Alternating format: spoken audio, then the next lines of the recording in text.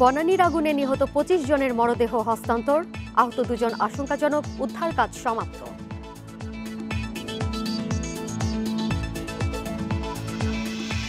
বনানীর আগুনে নিহত অনেকের মরদেহ গ্রামে দাফন, শোকাকুল পরিবেশের স্বজনদের শেষ বিদায়।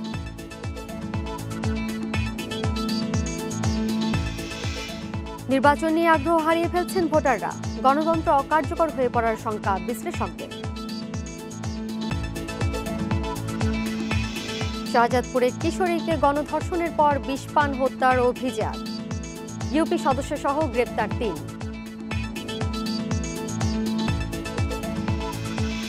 লবণের ন্যায্য দাম পাচ্ছেন না চাষি, অতিরিক্ত আমদানির কারণে বাজার মন্দা, দাবি ব্যবসায়ীদের।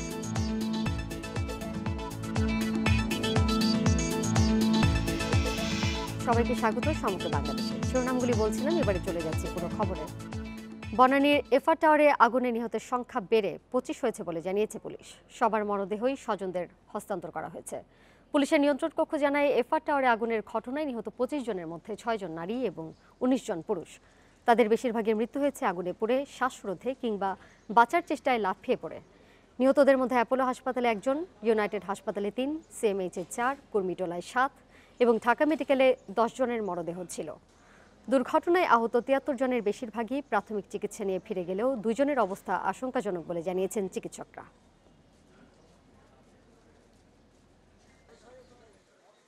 ২৫ জন হচ্ছে টোটালি, আমরা তাদেরকে শনাক্ত করেছি। একজনের তারা চাচ্ছেন যে যারা পোস্টমর্টম করতে চাননি অথবা যারা আইডেন্টিফাইড করেছেন, আমরা আইনি প্রক্রিয়ার মাধ্যমে তাদের হস্তান্তর করেছি। একজনের ডেড বডি এখনো ঢাকা মেডিকেল আছে, উনিও আইডেন্টিফাইড। তো আমরা আইনি প্রক্রিয়ায় যেটা হবে সেটা আমরা করব। এখন আমি যাবো কুমিটোলাতে, যে কুমিরতে যদি কোনো বার্ন রোগী থাকে, যদি ওইখানে ম্যানেজ করা যায়, আর যদি বড় বেশি বার্ন থাকে আমি নিয়ে আসবো। এখানে আছে ৬ জনের মধ্যে ১ জন আশঙ্কাজনক। বনানীর এফআর টাওয়ারে আজ ৭ ঘন্টা তল্লাশির পর উদ্ধার অভিযান সমাপ্ত ঘোষণা করেছে ফায়ার সার্ভিস। ৪ জন করে 10টি গ্রুপে ভাগ হয়ে এই অভিযানে অংশ নেন ফায়ার সার্ভিস কর্মীরা। অভিযান শেষে ফায়ার সার্ভিসের পক্ষ থেকে জানানো হয়, ভবনে আর কোনো মরদেহ নেই। অগ্নিকাণ্ডের পর এফআর টাওয়ারে দ্বিতীয় দিনের মতো উদ্ধার কাজ শুরু হয় সকাল ৭টা থেকে। ৭ ঘন্টার অভিযানে নিশ্চিত করা হয় ভবনের ভেতরে আর কোনো মরদেহ নেই। অভিযান শেষে ফায়ার সার্ভিসের কর্মকর্তা জানান, বিল্ডিং কোড না মেনে এই ভবন নির্মাণ করা হয়েছে। নেই জরুরি অগ্নি নির্গমন ব্যবস্থাও। এখানে দেখেন যতগুলো বিল্ডিং এখানে আছে, সেই বিল্ডিংয়ের ম্যাক্সিমাম বিল্ডিংগুলোতেই তাদের কিন্তু নিজস্ব ফায়ার ফাইটিং ক্যাপাসিটি নাই বললেই চলে। সবচেয়ে বড় জিনিস হলো এই বিল্ডিংগুলোর যেটা ব্যবহার হচ্ছে, এক একটা ফ্লোর এক একটা মালিক কর্তৃক ব্যবহৃত হয়, যার কারণে তাদের নিজস্ব সেফটির জন্য প্রায়শই দেখা যায় যে একটা সিঁড়ির বিভিন্ন জায়গায় ব্লক করা আছে, যার কারণে এক্সিটের সময় তারা কিন্তু এক্সিট নিতে পারছে না। উৎসুক জনতার কারণে উদ্ধার অভিযানে যেন বাধা না পড়ে, সেজন্য ঘটনাস্থলে আইন শৃঙ্খলা রক্ষাকারী বাহিনীর বিপুল সংখ্যক সদস্য মোতায়েন করা হয়। দুপুরে ভবন পরিদর্শনে এসে ঢাকা মহানগর পুলিশ কমিশনার আসাদুজ্জামান মিয়া জানান, ভবন তৈরিতে অনিয়ম পাওয়া গেলে তাদের আইনের আওতায় আনা হবে। এখানে একটা সোসাইটি আছে, তাদের আইডেন্টিফাই করা হয়েছে। এই ভবনে কাদের অফিস আছে সেটা everything, all information is in our hand. So we are working, আমরা কাজ করছি। সরকারের পক্ষ থেকে সব ধরনের ব্যবস্থা নেওয়া হবে। পুলিশ কমিশনার জানান, মালিকের পাশাপাশি ভবন ব্যবস্থাপনার সঙ্গে জড়িতদেরও তালিকা করা হচ্ছে। কারো গাফিলতি পাওয়া গেলে ব্যবস্থা নেওয়া হবে। Khaled Raihan, independent news, Dhaka. এদিকে বনানীর আগুনে নিহত অনেকের মরদেহ নিয়ে যাওয়া হয়েছে তাদের গ্রামের বাড়িতে। তাদের এক নজর দেখতে ছুটে আসছেন স্বজন ও প্রতিবেশীরা। শোকাকুল পরিবেশে জানান শেষ বিদায়। বনানীর এফআর টাওয়ারে অগ্নিকাণ্ডের ঘটনায় প্রাণ হারান শরীয়তপুরের মির্জা আতিকুর রহমান। মরদেহ বহনকারী অ্যাম্বুলেন্সটি গ্রামের বাড়ি পৌঁছালে এলাকায় নেমে আসে শোকের ছায়া। 2 সন্তানের এই জনককে চোখের জলে শেষ বিদায় জানান পরিবার পরিজন। সাথে একটা 10-এ কথা হয়েছে, বলছে যে আমার জন্য দোয়া করো। আমার অফিসে আগুন লাগছে, ধোঁয়ায় অন্ধকার হয়ে গেছে, আমি শ্বাস নিতে পারছি না। বৃহস্পতিবারের ভয়াবহ অগ্নিকাণ্ডের ঘটনায় নিহত হন সন্তান সম্ভবা রুমকি। তার মরদেহ নিয়ে যাওয়া হয় নীলফামারীর জলঢাকা উপজেলার বিন্নাকুড়ি গ্রামে। মাত্র 4 মাস আগে বিদায় নেওয়া মায়ের পাশে শেষ শয্যায় শায়িত হন রুমকি। সকালে গ্রামের বাড়িতে পৌঁছায় নারায়ণগঞ্জের ভুঁইগড়ের ফজলে রাব্বি ও নবীনগরের জাফর আহমেদের মরদেহ। অকাল মৃত্যু, ধাক্কা আর ভবিষ্যতের দুশ্চিন্তা, এসবের মধ্যে চোখের জলে স্বজনেরা শেষ বিদায় জানান প্রিয়জনকে। এর আব্বা ফোন দিছে, বাবা তুই কই? আব্বা আমি আটকা পড়ছি, আমি নামতে পারি না। আমার মেয়ের জামাই ফোন দিছে, ভাই তুমি নিরাপদ জায়গায় যাও। আমার ছেলেটা বারবার করতেছে, ভাই তুই নিরাপদ জায়গায় যা। তখন আমি কই আল্লাহ ওইটা বাইরেতে পারছে না, বন্ধ হারার ভিতরেই আছে। ওই মানে খান্নাখানি করতেছে, সারাখানি না মানুষ জানাজানি করতেছে। আমার শুনাইছে মা বললো রাব্বি নাই, বললো রাব্বি দুটাতে বিদায়। ঢাকার কল্যাণপুরে বৃহস্পতিবার রাতে প্রথম নামাজ জানাজার পর সকালে দিনাজপুরের আব্দুল আল মামুনকে নিয়ে যাওয়া হয় তার গ্রামের বাড়িতে, সেখানেই দাফন করা হয় তাকে। এছাড়া কুষ্টিয়ার ইফতেখার হোসেন মিঠু ও পাবনার আমির হোসেন রাব্বির দাফন করা হয় তাদের গ্রামের বাড়ির কবরস্থানে। রেশমি নন্দী, ইন্ডিপেন্ডেন্ট নিউজ। এবারে যাচ্ছি পরের প্রসঙ্গে। নারায়ণগঞ্জের রূপগঞ্জে একটি টেক্সটাইল মিলে আগুনে পড়ে গেছে বিপুল পরিমাণ কাঁচামাল ও যন্ত্রপাতি। উপজেলার তারব পৌরসভা এলাকার হাজি আনোয়ার টেক্সটাইল মিলে আজ সকালে আগুন লাগে। প্রত্যক্ষদর্শীরা জানান, সকালে কারখানায় আগুন দেখে ফায়ার সার্ভিসে খবর দেয় স্থানীয়রা। মুহূর্তেই আগুন ছড়িয়ে পড়ে পুরো কারখানায়। ডেমরা ফায়ার সার্ভিসের 2টি ইউনিট প্রায় 3 ঘন্টার চেষ্টায় আগুন নিয়ন্ত্রণে আনে। এই ঘটনায় কেউ হতাহত হননি। এদিকে গোপালগঞ্জের মুকসুদপুরে একটি বাজারে লাগা আগুনের পুড়ে ছাই হয়ে গেছে 9টি দোকান। মুকসুদপুরের বাটিয়ামারি বাজারে ভোরে এই আগুনের ঘটনা ঘটে। ফায়ার সার্ভিস জানায়, বাজারের একটি শাড়ি কাপড়ের দোকান থেকে আগুনের সূত্রপাত। বৈদ্যুতিক শর্ট সার্কিট থেকে আগুন লেগেছে বলে ধারণা করছে ফায়ার সার্ভিস। 3 ঘন্টার চেষ্টায় আগুন নিয়ন্ত্রণে আসে। গতিতে গাড়ি চালানোর কারণে এ দুর্ঘটনা ঘটছে বেশি, পর্যবেক্ষণ সড়ক বিভাগের। বুধবার মধ্যরাতে বাস মাইক্রোবাস সংঘর্ষের ঘটনাও ঘটে লোহাগাড়ায় এ ধরনের একটি বাঁকে, যাতে 8 জন নিহত আর 20 জন আহত হন। দুর্ঘটনা রোধে এই মহাসড়ককে 6 লেনে উন্নীত করার পরিকল্পনার কথা জানায় সড়ক বিভাগ। চট্টগ্রামের কর্ণফুলী ওয়াই জংশন থেকে কক্সবাজার লিং রোড পর্যন্ত চট্টগ্রাম কক্সবাজার মহাসড়কের দূরত্ব প্রায় 137 কিলোমিটার। এর মধ্যে চট্টগ্রামের পটিয়া থেকে লোহাগাড়া এই 25 কিলোমিটারে আছে 50টির মতো বাঁক। বাকি 10টি বিপজ্জনক বাঁক রয়েছে কক্সবাজার জেলার চকরিয়া অংশে। এই মহাসড়ক চট্টগ্রামকে যুক্ত করেছে বান্দরবান, কক্সবাজার আর টেকনাফের সঙ্গে। পাশাপাশি বাঁশখালী, আনোয়ারা, চন্দনাই, সাতকানিয়া, লোহাগাড়া সহ কিছু আঞ্চলিক বড় সড়কও যুক্ত এই মহাসড়কে। অথচ ব্যস্ততম এই সড়কের প্রশস্ততা বেশ কিছু জায়গায় মোটে 24 ফুট। অবৈধ দখলের কারণে বহু জায়গায় প্রশস্ততা আরও কমে গেছে। সব জায়গায় বাঘ, ওগুলি যদি সরকার ঠিক করতে নাও পারে, অন্তত পাশে যে বাড়িগুলো বা এই যা জঙ্গল যা আছে এগুলি যদি পরিষ্কার করে দেয়, আমরা সামনের দিকে দেখব। আবার এই মহাসড়কে নিষেধাজ্ঞার পরও চলছে 3 হুইলার। নানা চেষ্টার পরও মহাসড়কে শৃঙ্খলা ফেরাতে না পারার কথা স্বীকার করেছে পুলিশও। রোডটা যথেষ্ট ন্যারো, আর রোডটার মধ্যে আপনারা দেখবেন যে ডিভাইডার নাই, এটা একটা বড় কারণ। আরেকটা হচ্ছে যে এই রাস্তাটা কিন্তু প্রচুর বাঁক আছে, অনেকগুলি বাঁক এখানে ঝুঁকিপূর্ণ। বিভিন্ন সময় এটাকে ঊর্ধ্বতন কর্তৃপক্ষের বরাবরে আমরা উপস্থাপন করেছি। বরাবরের মতো সড়ক বিভাগ দিচ্ছে সংকট সমাধানের আশ্বাস। ওয়াই জাংশন থেকে পটিয়া পর্যন্ত যেতে আমাদের অনেকগুলো খুব মারাত্মক বাঁক রয়েছে। এই বাঁকগুলোকে আমরা সরলীকরণ করব। আর বাকি এগুলোর ভিতরে মনে করেন পটিয়া বাইপাসটা তো আমরা অলরেডি নির্মাণ করে ফেলছি, এটা আমাদের কার্যক্রমের আওতা চলে আসছে। গেল 2 বছরে চট্টগ্রাম কক্সবাজার মহাসড়কের নানা জায়গায় দুর্ঘটনায় মারা গেছে প্রায় 2 শতাধিক, আর আহত হয়েছে প্রায় 500-রও বেশি মানুষ। বিপজ্জনক বাঁক, চালকদের বেপরোয়া গতি আর অসচেতনতায় দিন দিন মৃত্যুহার বাড়ছে চট্টগ্রাম কক্সবাজার মহাসড়কে। মহাসড়কে এই সকল অনাকাঙ্ক্ষিত মৃত্যু ঠেকাতে বিআরটিএ, হাইওয়ে পুলিশ সহ সংশ্লিষ্ট কর্তৃপক্ষগুলো আরও উদ্যোগী হবে, এমনটাই প্রত্যাশা সকলের। Iftekhar Faisal, independent news, Chattogram. রাজবাড়ীর পাংশায় দুর্বৃত্তের গুলিতে এক কৃষক নিহত হয়েছেন। পাংশার লাহিনী লঘুনাথপুর গ্রামে তার বাড়ির পাশেই বৃহস্পতিবার রাতে এই ঘটনা ঘটে। নিহত ওহাব খাঁ ওই গ্রামেরই কৃষক ছিলেন। স্বজনেরা জানায়, গতরাতে বাড়ির পাশে হইচই শুনে দেখতে যান ওহাব। তিনি দেখেন স্থানীয় এক যুবককে মারধর করছিল কয়েকজন। এতে বাধা দিতে এগিয়ে গেলে তাকে লক্ষ্য করে গুলি চালিয়ে পালিয়ে যায় দুর্বৃত্তরা। পরে তাকে কুষ্টিয়া জেলার খোকসা উপজেলা কমপ্লেক্স হাসপাতালে নেওয়া হলে চিকিৎসক মৃত ঘোষণা করেন।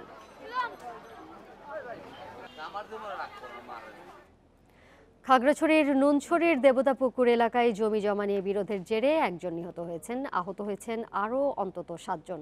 পুলিশ জানায়, খাগড়াছড়ির দেবতাপুকুর এলাকার কালীপদ ত্রিপুরা দীর্ঘদিন ধরে জমি সংক্রান্ত বিরোধের জেরে এলাকার বাইরে ছিল। শুক্রবার সকালে এলাকায় প্রবেশ করতে গেলে প্রতিপক্ষের লোকজন তার উপর হামলা করে, এতে ঘটনাস্থলে মারা যান তিনি। এই ঘটনায় আহত হন আরও অন্তত 7 জন। উপজেলা নির্বাচনে বিনা প্রতিদ্বন্দ্বিতায় প্রার্থীরা জয়ী হলেও খুশি নন ভোটাররা। আর বিশেষজ্ঞরা বলছেন এমন প্রক্রিয়া জনগণকে রাজনীতি বিমুখ করে তুলবে। এদিকে চতুর্থ ধাপের প্রার্থীদের প্রচার শেষ হচ্ছে রাতে, ভোট গ্রহণ রোববার। উপজেলা পরিষদের প্রথম 3 ধাপের নির্বাচনের পর চতুর্থ ধাপেও বিনা প্রতিদ্বন্দ্বিতায় জয়ের হিড়িক। এ ধাপে 15 উপজেলায় চেয়ারম্যান, ভাইস চেয়ারম্যান ও নারী ভাইস চেয়ারম্যান সকলেই নির্বাচিত হয়েছেন প্রতিদ্বন্দ্বী ছাড়াই। আর 39 উপজেলায় বিনা ভোটে জয় পেয়েছেন চেয়ারম্যান প্রার্থীরা। ভোটে নির্বাচিত না হলেও জনগণের জন্য কাজ করার প্রতিশ্রুতি মেনে চলার অঙ্গীকার করছেন তারা। আওয়ামী লীগের প্রতি শ্রদ্ধা জানিয়ে যারা আওয়ামী লীগের পক্ষ থেকে মনোনয়ন দাখিল করেন নাই, আমার মতো একজন আওয়ামী লীগের কর্মীকে মূল্যায়ন করেছে, আমি সকল ভাইকে আমি ধন্যবাদ ও কৃতজ্ঞতা জানাই। উন্নয়ন কর্মকাণ্ডকে আরও বেগবান করতে হলে অবশ্যই সরকার দলের প্রার্থীর কোনো বিকল্প তারা অন্য কোনো কিছু ভাবছে না বলেই কিন্তু অন্য কোনো মনোনয়ন প্রত্যাশী মনোনয়ন ফর্ম নিয়েও তারা শেষ পর্যন্ত আর জমা দেয়নি। ভোটাররা বলছেন এমন প্রক্রিয়ায় নির্বাচনের প্রতি আগ্রহ হারাচ্ছেন তারা, কমছে নির্বাচন কমিশনের প্রতি আস্থাও। মাঠে এসে তার ভোট প্রয়োগ করবে সেই ইচ্ছাটাই হারিয়ে ফেলেছে। এটা বলতে হয় রাষ্ট্রের জন্য, জাতির জন্য সাংঘাতিক রকম একটা বিপজ্জনক। ভোটের উপরে মানুষের আস্থা কমে যাচ্ছে, আর এই কমে যাওয়ার কারণে নির্বাচনে প্রার্থীও কম হচ্ছে। বিশেষজ্ঞরা বলছেন বিনা ভোটে প্রার্থীদের জয়ের এমন প্রবণতা গণতন্ত্রের জন্য অশনি সংকেত। যদি জনগণ ভোটাধিকারের প্রশ্নে বিরক্ত হয়ে যান, তা বাংলাদেশের গণতন্ত্রের জন্য তা শুভকর না।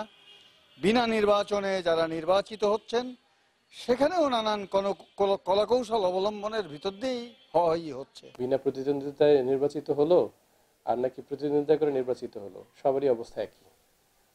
সুতরাং জনগণের খুব বেশি প্রত্যাশা রাখার জায়গা আছে উপজেলা পরিষদের চেয়ারম্যান মেম্বারদের কাছে, আমি মনে করি না। জনগণ আসলে আশা করে এমপিদের কাছেই। 5 ধাপের উপজেলা পরিষদ নির্বাচনের প্রথম 4টিতে বিনা ভোটে দায়িত্বে আসছেন 112 চেয়ারম্যান ও 110 vice chairman. Mostafizur Rahman, independent news desk. এদিকে বন্ধ হচ্ছে না সংসদ সদস্যদের উপজেলা নির্বাচনের প্রচারে নামা। প্রার্থীর পক্ষে প্রচার চালানোয় ডেপুটি স্পিকার ও প্রতিমন্ত্রী সহ এ পর্যন্ত 23 এমপিকে চিঠি দিয়েছে কমিশন। কমিশনের সতর্কতা, এলাকা ছাড়া নির্দেশও মানছেন না কেউ কেউ। উপজেলা নির্বাচনের প্রথম ধাপের প্রচার শুরু হয় 20 ফেব্রুয়ারি। এরপর থেকে বিধি ভেঙে প্রার্থীর পক্ষে এমপিদের প্রচার চালানোর অভিযোগ আসতে থাকে নির্বাচন কমিশনে। 4 ধাপের উপজেলা নির্বাচনে এসেছে শতাধিক অভিযোগ। প্রথম ধাপের নির্বাচনে বিধি ভঙ্গ করায় 9 সংসদ সদস্যকে দেয়া হয়েছে এলাকা ছাড়ার নির্দেশ। নির্দেশের পরও এলাকা না ছাড়াই বন্ধ করে দেয়া হয়েছে 3 উপজেলার ভোট। দ্বিতীয় ধাপেও এলাকা ছাড়তে বলা হয়েছে 2 সংসদ সদস্যকে। তৃতীয় ধাপে চিঠি দেয়া হয়েছে 5 সংসদ সদস্যকে। আর চতুর্থ ধাপে এ পর্যন্ত 7 সংসদ সদস্যকে দেয়া হয়েছে এলাকা ছাড়ার নির্দেশ। ইসি বলছে সংসদ সদস্যদের কেবল সতর্ক করে কাজ হচ্ছে না, এলাকা ছাড়ার নির্দেশও মানছেন না কেউ কেউ। ব্যবস্থা নিতে চিঠি দেয়া হয়েছে স্পিকারকেও। স্থানীয় সংসদ সদস্য এই সমস্ত নির্বাচন প্রচারণায় অংশগ্রহণ করতে পারবে না। সুতরাং ওনারা যাতে আইন মেনে মানে কমিশনকে সহায়তা করে, সেটাই মূলত কামনা করে। নির্বাচন কমিশন তো স্বাভাবিকভাবে একটু অপ্রস্তুত। জাতীয় সংসদের হুইপ আবু সাইদ আল মাহমুদ স্বপন বলছেন এসব অভিযোগে বিব্রত তারাও। যদি কেউ আইন ভঙ্গ করেন, যে কোনো ধরনের ব্যবস্থা গ্রহণ করতে একটু দীর্ঘ আইনি প্রক্রিয়া বা দীর্ঘ পদ্ধতি অনুসরণ করতে হয়। তো সেই পদ্ধতি অনুসরণ করে তিনি যে আইন ভঙ্গ করেছেন এটি প্রমাণ বেশ সময় সাপেক্ষ, কষ্টসাধ্য। আমি মনে করি এটি শাস্তির চেয়ে বড় বিষয়টি হচ্ছে যিনি সদস্য তিনি তার নৈতিক জায়গা থেকে এই কাজটি করবেন না। বিশ্লেষকরা বলছেন সংসদ সদস্যদের বিধি ভাঙা বন্ধ না হলে নির্বাচন নিয়ে প্রশ্ন উঠতেই থাকবে, যার প্রভাব পড়বে পুরো নির্বাচনী ব্যবস্থার উপর। Masudur Rahman, independent news, Dhaka. উপজেলা নির্বাচনের আরও খবর জানাতে খুলনা, কুমিল্লা ও ফেনী থেকে যোগ দিচ্ছেন সহকর্মীরা। শুরুতেই যাচ্ছি খুলনায়, রয়েছেন সহকর্মী HM শামীমুজ্জামান। শামীম, আজই শেষ হয়ে যাচ্ছে প্রচারণা, শেষ দিনের শেষ মুহূর্তের প্রচারণা কেমন চলছে এবং এই নির্বাচনকে ঘিরে প্রার্থীরা কি বলছেন, ভোটারদের মধ্যে উৎসাহ উদ্দীপনা কেমন?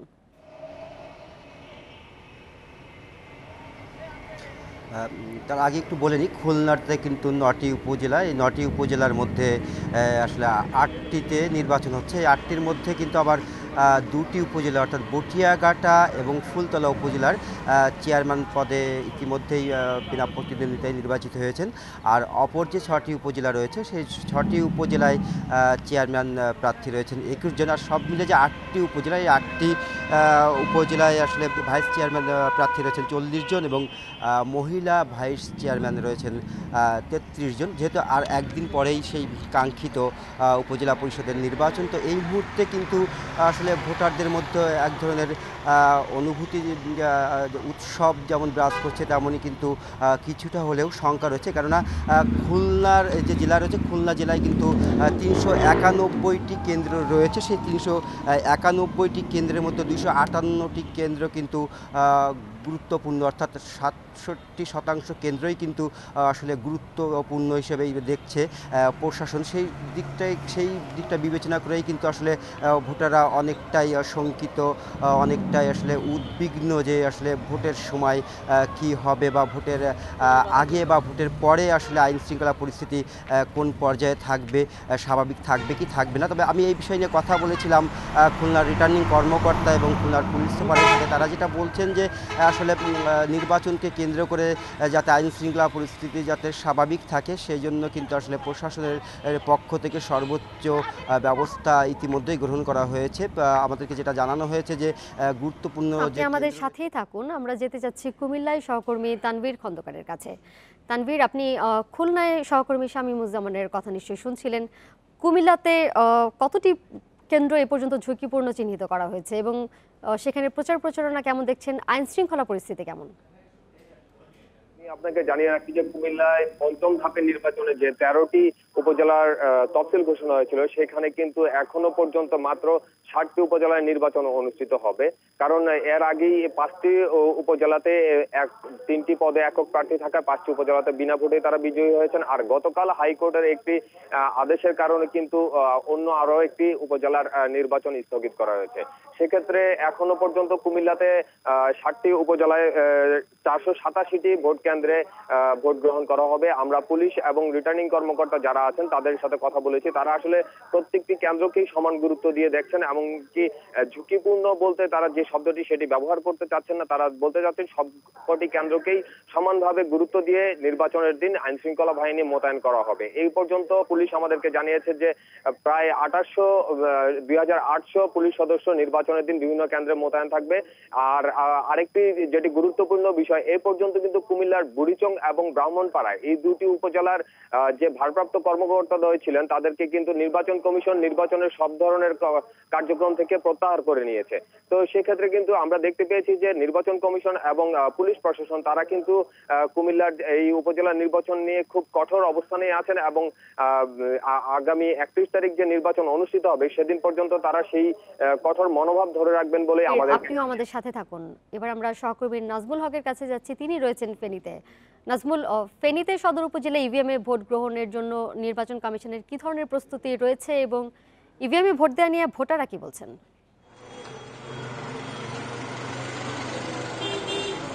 আপনি যেমনটা বলছিলেন, আগামী 31 মার্চ ফেনী সদর উপজেলার 6টি উপজেলায় নির্বাচন অনুষ্ঠিত হবে। ইতিমধ্যে একটি উপজেলায় পরশুরাম উপজেলায় সকল পদে একক প্রার্থী থাকা বিনা প্রতিদ্বন্দ্বিতা বিজয়ী হয়েছেন প্রার্থীরা। গতকালকে নির্বাচন ফেনী ছাগলা উপজেলা নির্বাচন। আর যেটি বলেছেন যে ফেনী সদর উপজেলায় ইভিএম পদ্ধতিতে ভোট হচ্ছে। ইতিমধ্যে গত 5 দিন প্রত্যেকটি কেন্দ্রে 127টি কেন্দ্রে ইভিএম উন্মুক্ত রাখা হয়েছিল যারা ভোট দিতে যাবেন তাদেরকে ইভিএম সম্পর্কে জানানোর জন্য। আজকে সকাল থেকে সেই সব কেন্দ্রগুলোতে মক ভোট চলছে, মানে ট্রায়াল ভোট। যারা ভোট দিতে তারা ভোটের দিন কিভাবে ভোট দিবেন সেটি আজকে হাতে কলমে দেখানো হচ্ছে। তবে আমরা সকাল থেকে বেশ কয়েকটি কেন্দ্র পরিদর্শন করেছি এবং কেন্দ্র ঘুরে দেখেছি কোনো কেন্দ্রে আসলে আমরা তেমন একটা ভোটারদের লক্ষ্য করতে পারিনি যারা আসলে এই ট্রায়াল ভোটটি দেখছেন।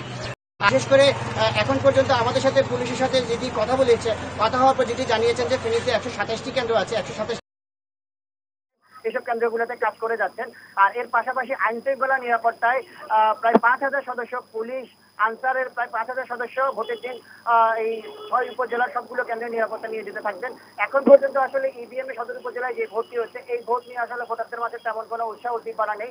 মূলত হচ্ছে যে গিয়ে এখানকার যে প্রস্তুতি সেই প্রস্তুতিগুলো সবগুলো সম্পন্ন হয়েছে।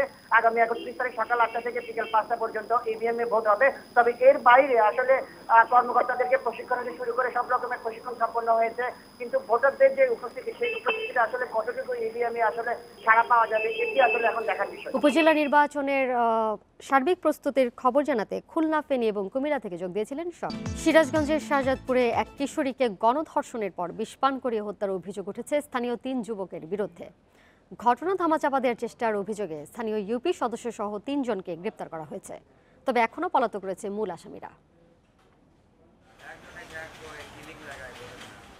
সিরাজগঞ্জের শাহজাদপুর উপজেলার মধ্য যুগনিদহ গ্রামের দরিদ্র দিনমজুরের 15 বছরের মেয়ে পলি 26 মার্চ সন্ধ্যায় বাড়ির কাছেই একা পেয়ে 3 বখাটে যুবক ধর্ষণ করে তাকে। পরে হত্যার উদ্দেশ্যে কীটনাশক খাইয়ে দেয়। দ্রুত হাসপাতালে নেওয়া হলেও পলিকে বাঁচানো যায়নি। মৃত্যুর আগে পরিবারের কাছে সব ঘটনা জানিয়েছেন পলি। পরদিনই আতিক হোসেন, মনিরুল ইসলাম এবং আক্কাস হোসেন নামের 3 যুবক সহ 8 জনকে আসামি করে থানায় মামলা দায়ের করেন পলির বাবা।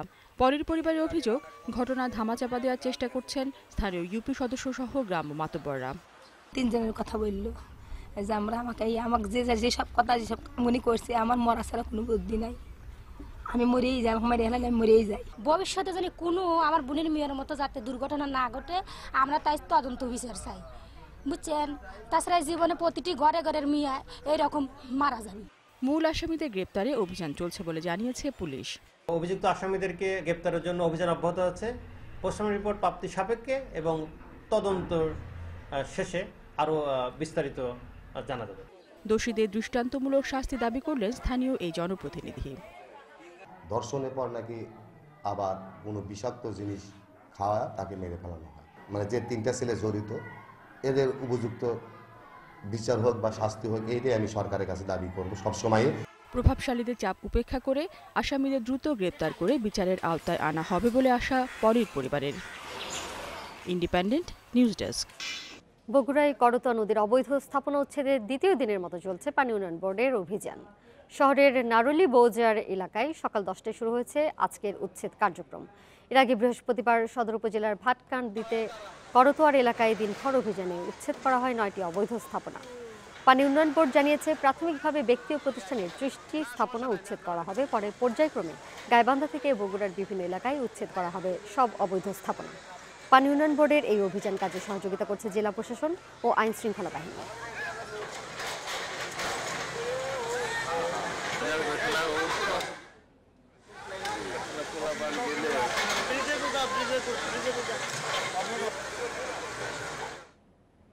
এ বিষয়ে আরো জানাতে বগুড়া থেকে আমাদের সাথে যোগ দিয়েছেন সহকর্মী হাসিবুর রহমান। হাসিবুর, দ্বিতীয় দিনের এই অভিযানে আজ কতগুলো অবৈধ স্থাপনা উচ্ছেদ করা হয়েছে, এই বিষয়ে স্থানীয়রা কি বলছেন এবং এই অভিযান কতদিন চলবে? করতোয়া নদীর 2 পাশ থেকে অবৈধ স্থাপনা উচ্ছেদে কিন্তু স্থানীয় জনগণ বেশ স্বাগত জানিয়েছেন এবং তারাও খুব খুশি। তারা মনে করেন যে বগুড়ার অস্তিত্ব, তাদের অস্তিত্ব এই করতোয়া নদীর সাথে জড়িয়ে আছে, সেই কারণে তারা এটাকে স্বাগত জানিয়েছে।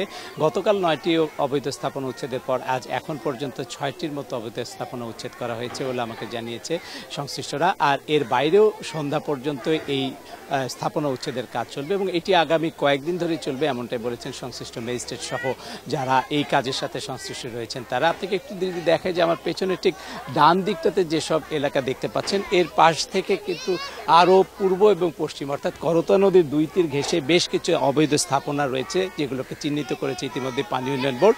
এবং এই চিহ্নিত যেসব রয়েছে, স্থাপনা রয়েছে, তার মধ্যে বেসরকারি উন্নয়ন সংস্থা টিএবিএসএস বা ঠ্যাঙ্গামারা মহিলা সবুজ সংঘেরও বেশ কিছু স্থাপনা রয়েছে, যেগুলো দীর্ঘদিন ধরে তারা অবৈধ দখলে রেখেছে এবং করতোয়া নদীর একটি বড় অংশ তারা দখল করে রেখেছে, এটি আমরা জানতে পেরেছি। এবং পানি উন্নয়ন বোর্ড কথা বলছি যে তাদের স্থাপনাও তারা আইনগত প্রক্রিয়া সরিয়ে ফেলবে। যদিও তারা আইনি প্রক্রিয়ার মাধ্যমে কিছুটা হলেও একটি বিলম্ব ঘটিয়েছে, কিন্তু পানি উন্নয়ন বোর্ডের কর্মকর্তারা বলছেন যে এভাবে তারা কাজ করছে তাতে খুব শীঘ্রই তাদের স্থাপনা সরিয়ে ফেলতে পারবে। পাশাপাশি তারা যেটি বলছেন যে এই স্থাপনা উচ্ছেদের পরপরই প্রায় 2800 কোটি টাকার একটি প্রকল্প এই নদীকে কেন্দ্র করে বাস্তবায়নের উদ্যোগ নিয়েছে এবং সেই সময় তারা এই নদী পূর্ণ একটি বেশ দীর্ঘ প্রায় 223 কিলোমিটার তারা খনন করার চেষ্টা করবেন। একই সাথে তারা এই নদীর দুই পাশ দিয়ে রাস্তা নির্মাণ করবেন এবং বেশ বসার মতো একটা পরিবেশ তৈরি করবেন যাতে শহরবাসী বা নগরবাসী সেখানে গিয়ে কিছুটা সময়ের জন্য হলেও বিশ্রাম নিতে পারে এবং তারা তাদের বিনোদনের কেন্দ্র হিসেবে এগুলোকে দেখতে পারেন। আর যারা এই কাজের সাথে সংশ্লিষ্ট রয়েছেন তাদের জানিয়ে দেওয়া হয়েছে যে ইতিমধ্যে তারা যেন তাদের অবৈধ স্থাপনা সরিয়ে নেন। কেউ কেউ সরিয়ে নিয়েছেন, এখন পর্যন্ত আবার অনেকে ধরেও রেখেছেন নদীর জায়গায়। তারা সর্বশেষ চেষ্টা চালাচ্ছে শেষ পর্যন্ত ধরিয়ে রাখা যায় কিনা। তবে উচ্চ আদালতের যে নির্দেশনা রয়েছে তাতে সবাইকেই ছেড়ে দিতে হবে এবং এই উচ্ছেদ অভিযানের মধ্যেই তাদেরকে এই প্রক্রিয়ায় আওতায় আনা হবে। হাসিবুর রহমান, আপনাকে ধন্যবাদ আমার সাথে যোগ দেওয়ার জন্য। তুলনায় অর্ধেক দামও উঠছে না লবণের। দারুণ বিপাকে কক্সবাজারের বিপুল সংখ্যক লবণ চাষী। ব্যবসায়ীরা বলছেন বিদেশ থেকে অতিরিক্ত আমদানির কারণে লবণের বাজার মন্দা। কক্সবাজারে এবার লবণ চাষ হয়েছে 60,000 একর জমিতে। উৎপাদনের লক্ষ্যমাত্রা 18 লাখ টন। এ পর্যন্ত উৎপাদন হয়েছে 7,40,000 টন। তবে এবার বাজারের দাম কম লবণের। চাষিরা জানান গত বছর প্রতিমন লবণ 500 থেকে 600 টাকায় বিক্রি হলেও এবার নেমেছে অর্ধেকে। সারাদিন 200 টাকা লবণের দাম বেশি পারি আমরা চললুম। এটা আমাদের গছ চলে না, পরিবার চলবে কিভাবে, আমার বউ বানিয়ে কিভাবে চলবে, বাড়িতে কিভাবে চলাবো আর বউ পাতে না কেউ উপাস থাকতে হবে। মিল মালিকেরা বলছেন গত বছরের উৎপাদিত লবণের বেশিরভাগ পড়ে আছে গুদামে। আমদানি বেশি হওয়ায় নেতিবাচক প্রভাব পড়ছে বাজারে, ফলে দাম পাচ্ছে না চাষিরা। গত 2017 সালে আমাদের 2,12,000 টন লবণ ঘাটতির বিপরীতে 5 লক্ষ টন লবণ আমদানি করছে। 18 সাল যাওয়ার পর 19 সাল আমরা শুরু করলাম যে 1,60,000 টন লবণ উদ্ধৃত নেই। বিসিকের কর্মকর্তাও বলছেন বিদেশ থেকে অতিরিক্ত আমদানির কারণে মার খাচ্ছে দেশি লবণ। প্রায় 14 লাখ মেট্রিক টনের মতো সোডিয়াম সালফেট বাজারে ঢুকেছে। সরবরাহ দিক চাহিদার তুলনায় বেশি হয়ে যায়, দামটা স্বাভাবিকভাবেই কমে যায়। কক্সবাজারে 40,000-এরও বেশি চাষি লবণ উৎপাদনে জড়িত। তাদের লোকসানের প্রভাব পড়বে পুরো জেলার অর্থনীতিতে। তৌফিকুল ইসলাম, ইন্ডিপেন্ডেন্ট নিউজ, কক্সবাজার। বগুড়ায় শুরু হয়েছে 3 দিনব্যাপী বিজ্ঞান মেলা। জেলা প্রশাসনের আয়োজনে সকালে সরকারি বালিকা উচ্চ বিদ্যালয়ে এই মেলার উদ্বোধন করেন জেলা প্রশাসক ফয়েজ আহমদ। পরে তিনি জানান সর্বস্তরে বিজ্ঞান সচেতনতা বাড়াতে শিশু, কিশোর এবং তরুণদের মধ্যে উৎসাহ সৃষ্টিতেই এই মেলার আয়োজন। মেলায় অংশ নিয়েছে বগুড়ার বিভিন্ন স্কুল কলেজের শিক্ষার্থীরা। 3 দিনব্যাপী এই বিজ্ঞান মেলায় জুনিয়র, সিনিয়র ও বিশেষ এই 3 বিভাগে মোট 35টি স্টল বসেছে। সৃজনশীল ক্ষুদে বিজ্ঞানীরা তাদের উদ্ভাবনীতে দুর্ঘটনা রোধে উন্নত ও পরিকল্পনা মাফিক রাস্তার প্রদর্শন, বায়োগ্যাস প্ল্যান্ট এবং বিদ্যুৎ উৎপাদন প্রক্রিয়া প্রদর্শন সহ বিভিন্ন প্রজেক্ট পরিকল্পনা তুলে ধরছে।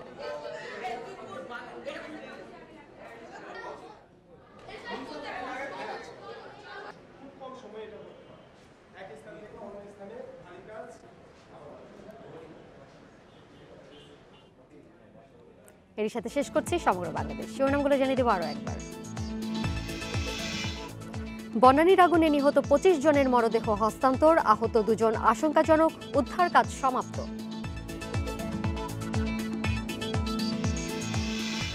বনানীর আগুনে নিহত অনেকের মরদেহ গ্রামে দাফন, শোকাকুল পরিবেশে স্বজনদের শেষ বিদায়।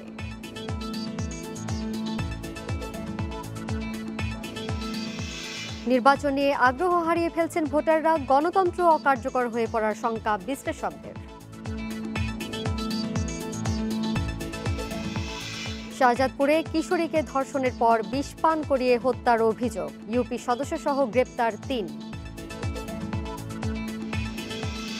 লবণের ন্যায্য দাম পাচ্ছেন না চাষি, অতিরিক্ত আমদানির কারণে বাজার মন্দা, দাবি ব্যবসায়ীদের। সবাইকে ধন্যবাদ এতক্ষণ সাথে থাকার জন্য।